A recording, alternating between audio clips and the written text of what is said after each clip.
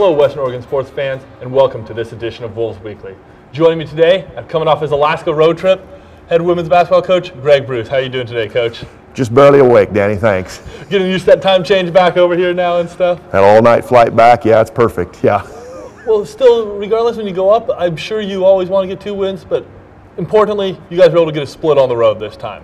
It was, Danny. If I could talk just a little bit about the last week these girls have been through, I think it's a tribute to our team, seriously, how well we were able to muscle through our 4-game and 7-day road trip, or not road trip, but schedule. I want to make sure I read it right here. We have played 4 games in the last 7 days.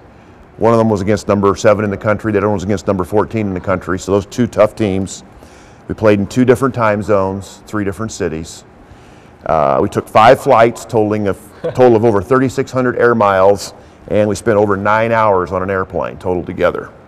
What did we accomplish from all of that? Number 1, we took the number 7 team in the country, Western Washington, down to the wire. There was a 2-possession game with less than a minute to go.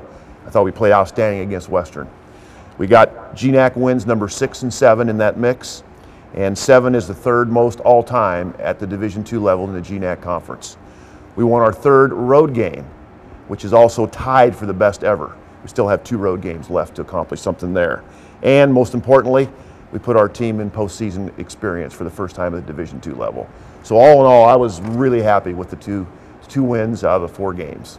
Fantastic. And you guys were doing this in a little bit of different ways. You guys really locked down defensively when you guys played Alaska Fairbanks on Thursday night. I'd actually like to go to one of your players in this one, Hannah Whitsett, who's joining us today.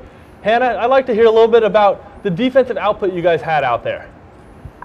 We forced 38 turnovers, which is awesome, especially on the road, especially with the refs that we had to deal with, and I think that was awesome.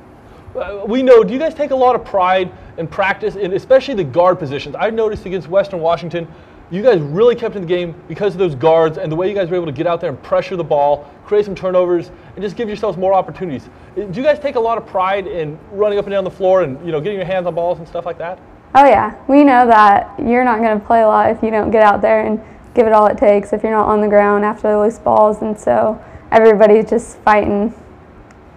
And you also, Hannah, also came through with a pretty good performance against Alaska Fairbanks over there. You scored 21 points. I know you're probably a pretty humble person, and it's all about the defense that won the game. Just talk to us about that game a little bit and how you were able to find your shots and getting to the free throw line. 9 free throws, pretty impressive. Well, I definitely was due, so that was nice to see him go in. Do you make a concerted effort? I know that you tend to be a shooter, a lot of times very deadly from the outside, but do you try to make an effort to get to the free throw line? Is that part of your game that you're maybe trying to evolve now that you've been here at school for a couple of years? This year I definitely wanted to get there a lot more than last year, just because I'm a sophomore now, but I haven't really been throughout the year, so getting there 9 times was really nice. And I'd actually like to stick with Hannah really quick on here. Coach Bruce mentioned that you guys are now in the GNAC playoffs coming up this.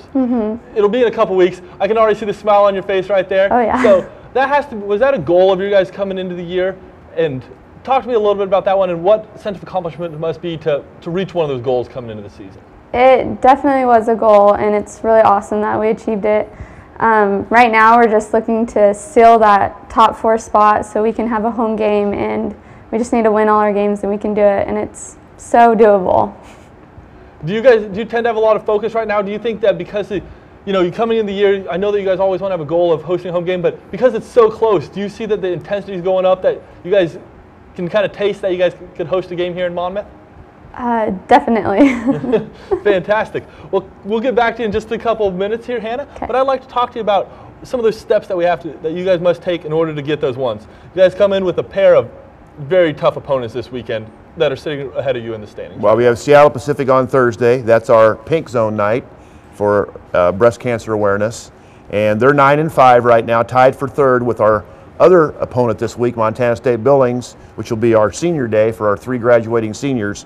They're also 9-5. They both present problems because they both have really good post players. And Hannah mentioned the fact that our guards have been doing a great job of putting pressure on other teams' guards. Where we have a little problem is defending the really high-powered post players. And that's the emphasis we have to put on practice Tuesday and Wednesday to get ready for both of these teams because they are strong on the block. Well, talk to me a little bit, the other part of that one. You mentioned Pink Zone on Thursday night, which is great, but Saturday night, a day I haven't wanted to see come forever almost. It's your senior day for a couple of your seniors. 2 of the 3 that have actually been with this program for all 4 years of eligibility. You have Sarah Zoller, Danielle Belando, and Danielle Albus. I'd like to hear a little bit about them from their teammate here in a minute, but I'd like to hear from you, Coach, just some of the time you've had the opportunity to coach these girls all the way through. Well, I think first of all it says a lot because the program, since they went Division II back in 2001, 2002, has kind of been in flux in terms of coachings. There have been a lot of coaching changes. There's been a lot of players that have come and gone in a short amount of time. And the fact that all 3 of those young ladies have been in the program for 4 years. Unfortunately, Danielle Albus has had a myriad of injuries and hasn't been able to play very much. But Danielle Belando and Sarah Zoller are only the 2nd and 3rd players that have played all 4 years at the Division II level at Western Oregon. And they came in when times weren't quite as good as they are now. So I applaud them for the fact that they have helped build this program to where, like Hannah says, we're fighting for a home playoff position right now, which 5 years ago, we were just looking for a win. So Sarah and Danielle has meant a lot to this program. They put a lot of time in. They're both really good kids. They're good players, but they're probably better people, and I'm happy for them for that reason. Actually, that's a perfect transition right there, Coach. I actually wanted to talk to Hannah Whitsett and just find out a little bit about these women on the team and just kind of how they are as teammates and the time that the 2 years you've been here, how you may have bonded with them and some of the experiences they passed on to you. Like Coach says, they're awesome people off the court. They're 3 very inspiring girls. We're going to miss them a lot. Like Sarah, she plays the guard, and I someday want to play like her. And then Debo, our 6th man, who comes in and is a spark. And then it's unfortunate I didn't get to see Albus play, but I've just heard she dominated in high school, and so we wish we had her. But all 3 of those girls are really neat people, and we're going to miss them a lot. Fantastic. Well, as Hannah mentioned right there, Saturday will be senior night for those women. Fantastic. Senior day. Senior day. 2 o'clock game, right? 2 o'clock. Thank you, Coach, on that one. But it was a great time during them here, and that's what I have for you today, I guess, then, Coach. We have those 2 games, and we have to go on the road next week and play at Central and at Northwest Nazarene. So 3 of the teams that are in the mix for this 3rd, 4th, 5th, 6th, and 7th seed, we're playing 3 of those teams in the next 2 weeks, 2 of them at home, 1 of them on the road. So a lot of good basketball left. We got to get the tired legs off of our girls from coming back from what we've been through. But I'm looking forward to having 2 good days of practice and getting ready for the Falcons from Seattle. Fantastic. Well, tickets are still available for these games by calling the number on your screen or by purchasing them at the door on the day of the game. So, Coach, thank you very much for joining me on this edition of Bulls Weekly, and thank you all for watching.